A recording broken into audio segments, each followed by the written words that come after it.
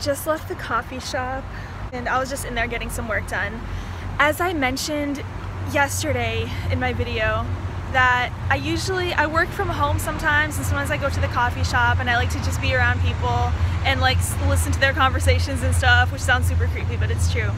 So I was sitting in the coffee shop and people around me were having some really heavy conversations. There was a guy from Texas. Well, it was kind of like nice because they were Christian. Like a guy was meeting up with a girl and they were talking about stuff like life, God, things, about how like he's from Dallas but he felt called.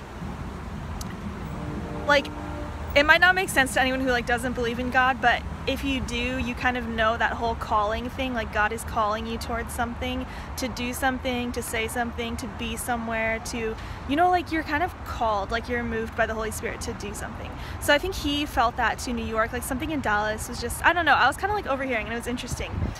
And then also, so then two other women came and sat next to me, and one of them was telling her how her husband he said he's gonna leave her, and the other lady asked why, and she said, oh, he doesn't let me be, he kind of expects her to just do whatever he says, and it just wasn't working out. So after 14 years of marriage, he's leaving her.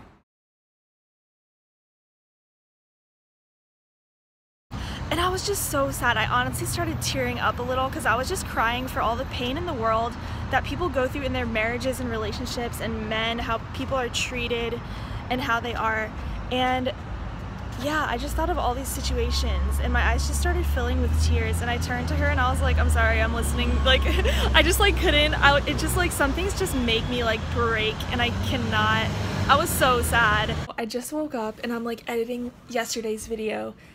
And I realized, I know it sounds super like intrusive and weird and maybe like personal that I'm saying all this, like I'm listening to these people's like personal conversations and stuff and like meddling in them, but the way, I mean, I feel like it's like a you had to be there kind of thing. Like you're sitting in a coffee shop literally right next to someone, like the tables are super close, so I'm literally like in their conversation. So there's no way, I wouldn't have done this if I was sitting like away from someone, you know, if they were like across the way having a conversation. But the fact that I was like right there, I felt like I was like in their conversation, and they're in a public place and there's people around. So yeah, I just wanted to say that for the sake of being honest about my day and sharing things, I had to include it. So this is what my life is like. And yeah, because I was just telling her like everyone's going through stuff right now. Like I've been feeling this sense of darkness in the world. Like as I mentioned in my day 3 vlog, there's been this like intense darkness that I've been observing and feeling around me due to, I mean, yeah, there's been natural disasters, but it's just the human flawed selfishness in the world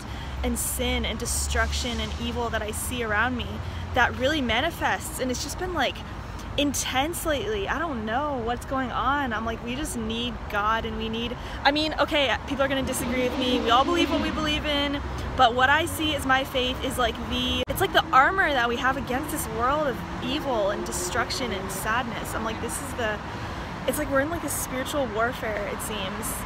And it seems like the darkness is taking over. And I just watched an interesting video of D6. I don't know if you guys know him. He does these like really hilarious angry black man videos. This is just a theory of an angry black man.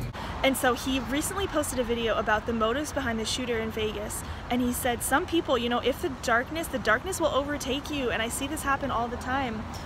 After the world is getting darker and more hateful and more sadistic as the days go on, that someone that is a good-natured person at heart will snap.